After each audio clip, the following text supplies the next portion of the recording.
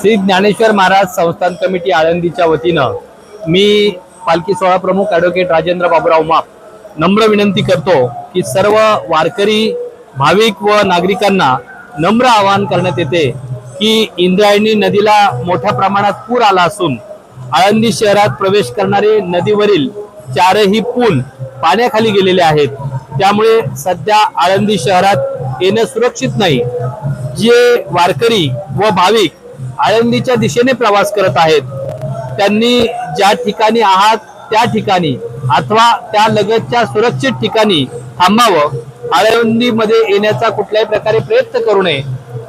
या ठिकाणी पुराची परिस्थिती पाहता आळंदी देवस्थाननं योग्य त्या सर्व दक्षता घेतलेल्या आहेत। महसूल प्रशासन असेल, पोलीस प्रशासन असेल, भाविक भक्त असेल, यांना नम्र आवाहन करण्यात येत आहे की आपण ज्या ठिकाणी असाल त्या ठिकाणी सुरक्षित थांबावं।